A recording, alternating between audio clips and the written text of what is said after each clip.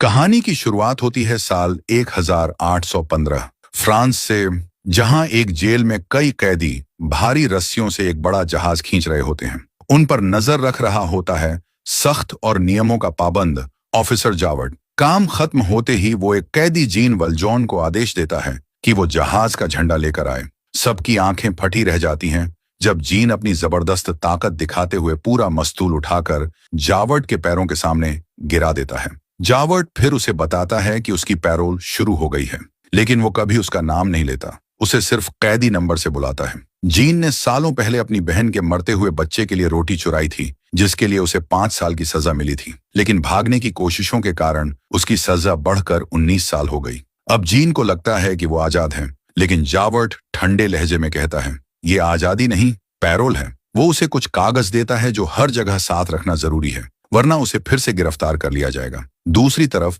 जब gene jail से बाहर आता है तो उसे कोई काम नहीं देता। हर कोई उसे खतरनाक अपराधी मानकर ठुकरा देता है, यहाँ तक कि जब वो एक अस्तबल में सोने की कोशिश करता है तब भी उसे भगा दिया जाता है। थका हारा और भूखा जीन एक चर्च में जा पहुंचता है, जहां उसकी मुलाकात होती है एक दयालु बिशप से। बिशप उसे खाना खिलाते हैं और रात बिताने के लिए जगह देते हैं, लेकिन आधी रात को जीन चोरी से सारी चांदी की चीजें लेकर भाग जाता है। अगली सुबह पुलिस उसे पकड़कर वापस चर्च ले आती है, लेकिन सभी हैरान रह जाते हैं जब बिशप झूठ बोलकर कहते हैं, नहीं, ये सब तो मैंने जीन को तोहफे में दिया था, और ऊपर से वो 2 चांदी के कैंडलस्टिक भी उसे दे देते हैं। बिशप की ये दया देखकर जीन अंदर से टूट जाता है। उसे एहसास होता है कि अब तक वो जिंदगी से सिर्फ नफरत और सजा ही जानता था। अब उसे एक नया रास्ता दिखता है। वो अपने पैरोल के कागज फाड़कर फेंक देता है और नई पहचान के साथ एक नई जिंदगी की शुरुआत करता है। 8 साल बाद अब जीन एक फैक्ट्री का मालिक बन चुका होता है, लेकिन उस फैक्ट्री का फोरमैन वहां की औरतों को परेशान करता रहता है, खासकर फैंटीन नाम की लड़की को। बाकी औरतें उससे जलने लगती हैं और उसे बुरा समझने लगती हैं। एक दिन फैक्ट्री में काम करने वाली औरतें देखती हैं कि फैंटीन के पास एक चिट्ठी है।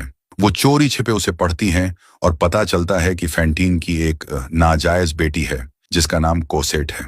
ये सुनकर सब उसे बुरा भला कहने लगती हैं और उसकी खिल्ली उड़ाती हैं। बात झगड़े तक पहुंच जाती है और तभी फैक्ट्री के मालिक जीन वल्जॉन, जो अब एक नए नाम से टाउन के मेयर भी हैं, वहां पहुंचते हैं और सबको शांत रहने को कहते हैं। लेकिन तभी उनकी नजर खिड़की पर पड़ती है और वो देखकर चौंक जाते हैं। वहां खड़ा होता है जावर्ट, जो अब इस शहर का पुलिस चीफ बन चुका है।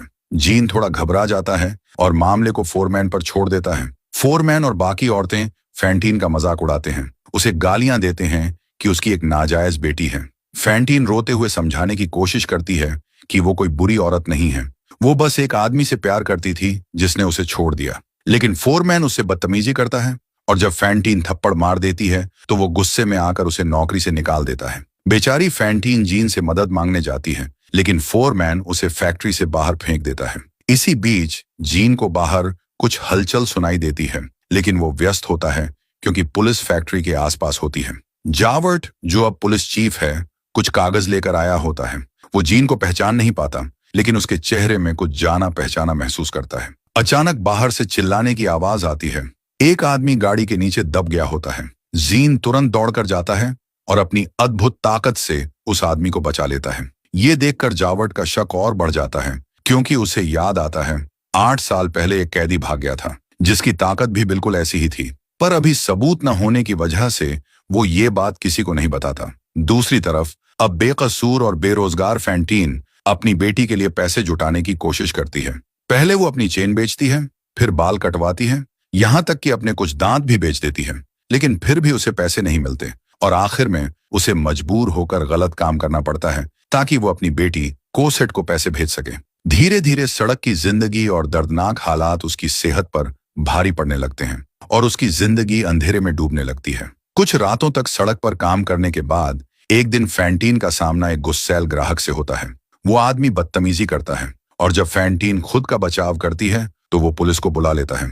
थोड़ी देर में जावर्ट वहां पहुंचता है और फैंटीन को गिरफ्तार करने लगता है। तभी वहां जीन वल्जॉन पहुंचता है। जैसे ही वो फैंटीन को देखता है, उसे कुछ याद आने लगता है। वो पहचान लेता है कि ये वही औरत है जिसे उसकी फैक्ट्री से निकाला गया था। फैंटीन आंसुओं में टूटकर कहती है कि उसने उसे बाहर निकाल दिया और अब उसकी बेटी कोसेट बहुत बीमार है। जीन को अपनी गलती का एहसास होता है। अपराध बोध से भरे दिल से वो फैंटीन को उठाकर अस्पताल ले जाता है और उसे वादा करता है कि वो उसकी बेटी कोसेट को भी बचाएगा। उसी दौरान जावर्ट को पेरिस से एक खत मिलता है जिसमें लिखा होता है कि जिस फरार कैदी को वो सालों से ढूंढ रहा था उसे पकड़ लिया गया है। जावर्ट तुरंत जीन से मिलने आता है और कहता है कि उसने उस पर शक करके गलती की। वो माफी मांगते हुए कहता है कि वो खुद सजा का हकदार है, लेकिन जीन उसे माफ कर देता है और कहता है तुमने वही किया जो तुम्हारा फर्ज था। पर जीन का दिल बेचैन रहता है। उसे एहसास होता है कि एक निर्दोष आदमी उसकी जगह जेल जा रहा है। वो सारी रात सोचता है और आखिरकार फैसला करता है कि वो सच बताएगा। वो कोर्ट में पहुंचकर सबके सामने अपनी असली पहचान बताता है, यहाँ तक कि अपना कैदी नंबर भी बताता है, लेकिन कोई उस पर यकीन नहीं करता। जीन कहता है जावर्ट से पूछो, वो जानता है मैं कौन हूं। मगर उसकी बात सुनने से पहले ही गार्ड्स उसे बाहर निकाल देते हैं। इसके बाद वो सीधे अस्पताल पहुंचता है जहां फैंटीन बुरी तरह बीमार पड़ी होती है। बुखार में उसे अपनी बेटी की भ्रम जैसी झलकियां दिखाई दे रही होती है। जीन उसका हाथ पकड़कर कहता है चिंता मत करो, मैं कोसेट का ख्याल रखूंगा, उसे अच्छी जिंदगी दूंगा। ये सुनकर फैंटीन की आंखों में शांति आ जाती है और वो हमेशा के लिए दुनिया छोड़ देती है। उसी पल जावर्ट वहां पहुंचता है और जीन को गिरफ्तार करने की कोशिश करता है। जीन मानने से इनकार करता है और खुद को बचाने के लिए एक लकड़ी का टुकड़ा उठा लेता है, जबकि जावर्ट अपनी तलवार निकाल लेता है। दोनों में संघर्ष होता है, लेकिन एक प्रशिक्षित पुलिस वाले के सामने जीन टिक नहीं पाता। वो जल्दी ही निहत्था हो जाता है और फिर नदी में छलांग लगाकर भाग निकलता है।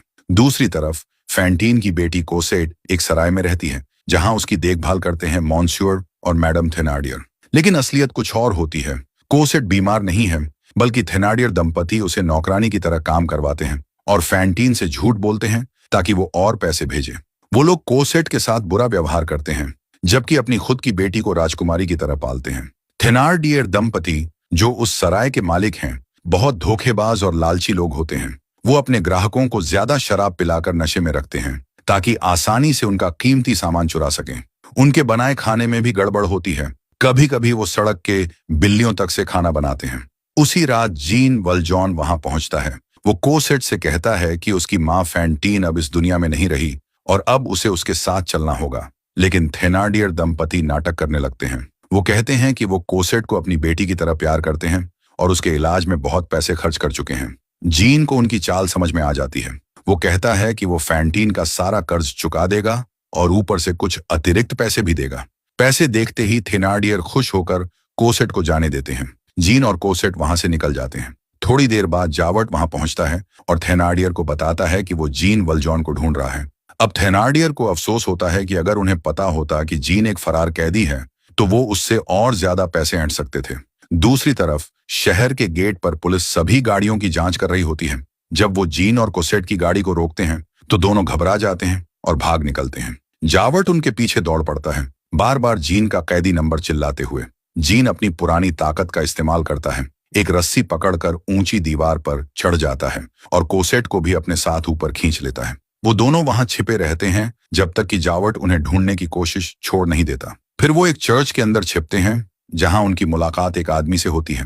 पहले तो जीन डर जाता है कि अब सब खत्म हो गया, लेकिन फिर पता चलता है कि ये वही आदमी है जिसे उसने पहले गाड़ी के नीचे से बचाया था। वो जीन की मदद करने के लिए तैयार हो जाता है और उन्हें शरण दिलाता है। अब जीन उम्मीद करता है कि वो और कोसेट कहीं दूर जाकर नई जिंदगी शुरू करेंगे। 9 साल बाद कहानी पहुंचती है पेरिस में। यहाँ गरीबी अपनी हदें पार कर चुकी होती है। लोग राजा की नीतियों से नाराज हैं और उन्हें याद है कि जब हालात बिगड़े थे तो उन्होंने पिछले राजा को भी गिरा दिया था। अब शहर के युवा छात्र एक नया समूह बनाते हैं, फ्रेंड्स ऑफ द एबीसी, जो राजशाही के खिलाफ क्रांति की तैयारी कर रहे होते हैं। वो सड़कों पर निकलकर लोगों में जोश और जागरूकता फैलाते हैं। इन्हीं युवाओं में से एक होता है मारियस, जो एक अच्छे परिवार से है, लेकिन अब गरीब हालात में एक किराए के छोटे कमरे में रहता है। वो थेनार्डियर की बेटी एपोनीन का दोस्त है, लेकिन उसे अंदाजा नहीं कि एपोनीन उससे प्यार करने लगी है।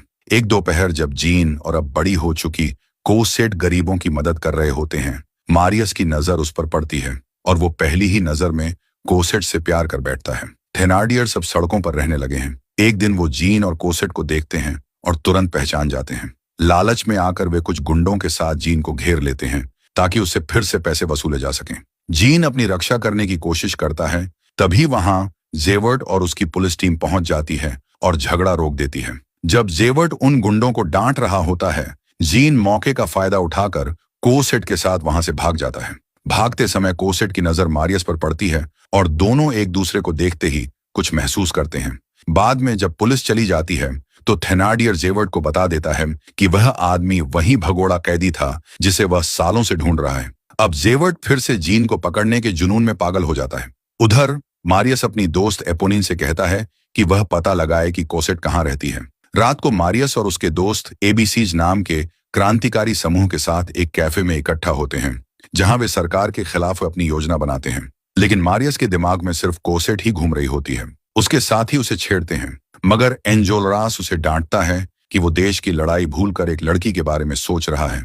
तभी खबर आती है कि गरीबों की मदद करने वाला एक सरकारी अधिकारी मर गया है। इस खबर से गुस्से में आकर समूह विद्रोह की तैयारी करता है। लेकिन उसी वक्त एपोनिन कोसेट का पता लेकर लौटती है और मारियस तुरंत उससे मिलने निकल पड़ता है। दूसरी तरफ कोसेट भी मारियस को बार बार याद कर रही होती है। वह अकेलापन महसूस करती है क्योंकि जीन हमेशा उसे छिपाकर रखता है ताकि उसकी पहचान सुरक्षित रहे। कोसेट जीन से उसके रहस्यों के बारे में पूछती है, लेकिन जीन कुछ नहीं बताता। थोड़ी बहस के बाद कोसेट बगीचे में जाती है और वहीं गेट पर उसे मारियस मिल जाता है। दोनों एक दूसरे से अपने प्यार का इजहार करते हैं, जबकि दूर खड़ी एपोनिन ये सब देखकर टूट जाती है। इसी बीच जीन वहां पहुंचता है और कोसेट को घर के अंदर जाने का आदेश देता है। मारियस छिप जाता है, लेकिन जाते जाते कोसेट का रूमाल उठा लेता है। तभी थेनार्डियर और उसकी गैंग पहुंचती है, जो जीन को पकड़कर जेवर्ट से इनाम लेना चाहते हैं। एपोनिन उन्हें रोकने के लिए जोर से चिल्लाती है ताकि कोसेट और जीन भाग सकें। गुस्से में उसका बाप उसे थप्पड़ मार देता है, लेकिन तभी पुलिस का सायरन बजता है और पूरी गैंग भाग जाती है। जीन को लगता है कि शायद जेवर्ट पहुंच गया है, इसलिए वह फैसला करता है कि अब वो कोसेट को लेकर इंग्लैंड भाग जाएगा। कोसेट उसे रोकने की बहुत कोशिश करती है, मगर जीन नहीं मानता। जाते जाते कोसेट बगीचे के गेट पर मारियस के लिए एक छोटा सा नोट छोड़ देती है, जिसमें वह सब कुछ समझा देती है। एपोनिन को कोसेट का छोड़ा हुआ नोट मिल जाता है। अपने मन में बहुत संघर्ष के बाद वह चिट्ठी छिपा देती है और मारियस से झूठ बोलती है कि कोसेट कहीं गायब हो गई है। बेचैन मारियस भागकर कोसेट के घर पहुंचता है, लेकिन तब तक जीन और कोसेट वहां से जा चुके होते हैं। वह उसे ढूंढने का सोचता है, लेकिन उसे याद आता है कि उसके साथी एबीसीज क्रांतिकारी लड़ाई की तैयारी कर रहे हैं, इसलिए वह कोसेट के बजाय अपनी जिम्मेदारी निभाने का फैसला करता है। दूसरी तरफ एपोनिन भी लड़ाई में शामिल होने के लिए खुद को लड़के के रूप में बदल लेती है। उधर एंजोलरास और उसके साथी अपने हथियार तैयार करते हैं और लोगों को क्रांति में शामिल होने के लिए प्रेरित करने निकलते हैं। अगले दिन एंजोलरास और मारियस एक जनाजे के जुलूस में शामिल होकर आजादी के गीत गाने लगते हैं और झंडे लहराते हैं। धीरे धीरे भीड़ भी उनके साथ जुड़ जाती है। सब एक साथ बेहतर फ्रांस के लिए नारे लगाने लगते हैं। भीड़ में जेवर्ट भी मौजूद होता है, जो खुद को क्रांतिकारी बनाकर जासूसी कर रहा होता है। तभी राजा की सेना रास्ता रोक लेती है और अचानक गोलियां चलाना शुरू कर देती है, जिसमें एक बुजुर्ग महिला मारी जाती है। माहौल जंग में बदल जाता है। दोनों तरफ से तलवारें और गोलियां चलती हैं और लोग सड़कों से फर्नीचर और लकड़ी फेंककर बैरिकेड बनाने लगते हैं। एंजोलरास लोगों को नेतृत्व देता है और सब मिलकर एक मजबूत मोर्चा तैयार करते हैं। एंजोलरास कहता है कि किसी को जाकर पता लगाना चाहिए कि दुश्मन की क्या योजना है। तब जेवर्ट, जो अब भी नकली बागी बना हुआ है, खुद आगे आता है। रात होने तक उन्होंने सड़क पर एक मजबूत दीवार बना ली होती है। थोड़ी देर बाद जेवर्ट लौटता है और झूठी जानकारी देने की कोशिश करता है, लेकिन छोटा बच्चा गैवरोश उसे पहचान लेता है और सबको बता देता है कि वो एक जासूस है। सारे बागी मिलकर जेवर्ट को पकड़ लेते हैं। वह भागने की कोशिश करता है और कुछ लोगों को घायल भी कर देता है, लेकिन एंजोलरास उसे मारकर बेहोश कर देता है। तभी अचानक सैनिक हमला कर देते हैं और गोलियों की बौछार शुरू हो जाती है। सड़क एक जंग के मैदान में बदल जाती है। दोनों तरफ के कई लोग मारे जाते हैं। लड़ाई के बीच मारियस एक बारूद के बैरल को लेकर आगे बढ़ता है, लेकिन एक सैनिक उस पर निशाना साधता है। तभी एपोनिन दौड़कर आती है और उसे बचाने के लिए खुद गोली खा लेती है। उसकी मौत हो जाती है, लेकिन उसकी कुर्बानी से सैनिक पीछे हट जाते हैं। मारियस टूट जाता है और एपोनिन को अपनी बाहों में लेकर रोने लगता है। मरने से पहले एपोनिन उसे कोसेट की चिट्ठी दे देती है। इसके बाद मारियस खुद एक पत्र लिखता है और छोटे गैवरोश को देता है कि वह कोसेट तक पहुंचा दे। लेकिन जब गैवरोश दरवाजे पर पहुंचता है तो उसे जीन मिलता है, जो वह चिट्ठी खुद ले लेता है। जीन उस चिट्ठी को पढ़ता है जो मारियस ने कोसेट के लिए लिखी थी। उस पत्र में भरे सच्चे प्यार और भावनाओं को पढ़कर जीन का दिल पिघल जाता है। वह तय करता है कि वह अपनी बेटी के प्रेमी की रक्षा करेगा, जीन एक सैनिक के वेश में बैरिकेड तक पहुंचता है ताकि कोई उसे पहचान न सके, लेकिन बागी लोग उसे देखकर सोचते हैं कि वो कोई जासूस है। तभी जीन की नजर पास बंधे हुए जेवर्ट पर पड़ती है।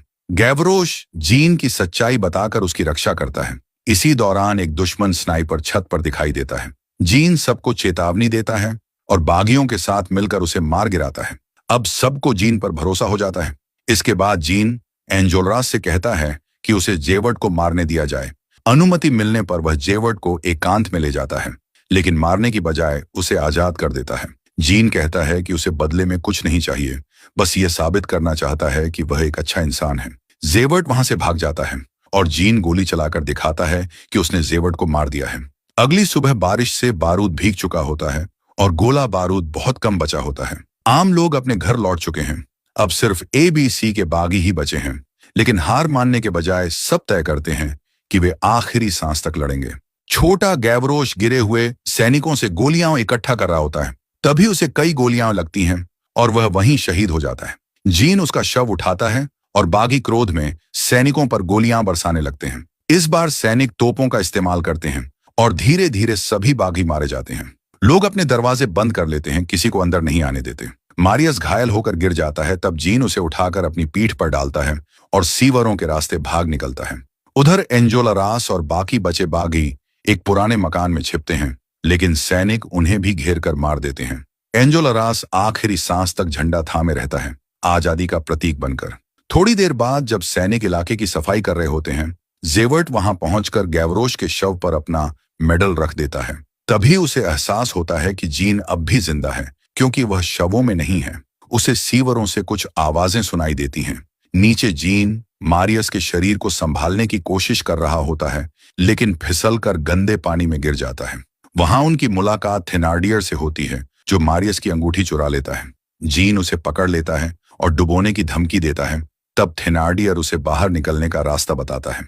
आखिरकार जीन मारियस को लेकर बाहर निकलता है, लेकिन वहां जेवर्ट उसका इंतजार कर रहा होता है। जीन उससे 1 घंटे की मोहलत मांगता है ताकि वह मारियस को अस्पताल पहुंचा सके, और वादा करता है कि बाद में खुद आत्मसमर्पण करेगा।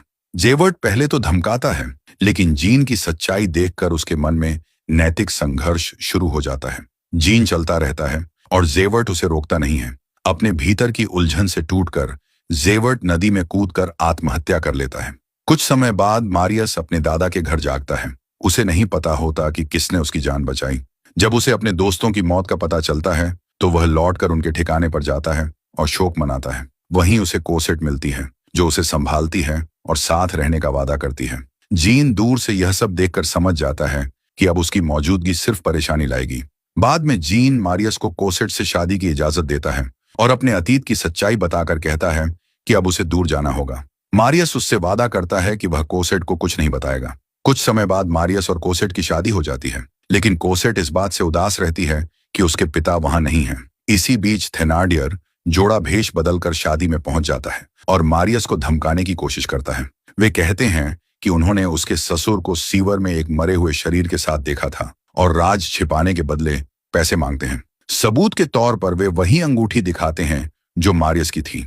अब मारियस समझ जाता है कि उसकी जान बचाने वाला जीन ही था। गुस्से में वह थेनार्डियर को मारता है और सब सच्चाई उगलवा लेता है। उस रात मारियस और कोसेट जीन से मिलने जाते हैं, जो अब मौत के करीब होता है। वह आखिरी बार कोसेट को देखकर खुश होता है और उसे एक पत्र देता है जिसमें उसका सारा अतीत लिखा होता है। शांति से उसकी मौत हो जाती है। कोसेट रोती रहती है, लेकिन जीन की आत्मा अब आजाद होकर उन सब आत्माओं में शामिल हो जाती है जो बेहतर फ्रांस के लिए शहीद हुई थी। और इसी सीन के साथ ये फिल्म खत्म हो जाती है।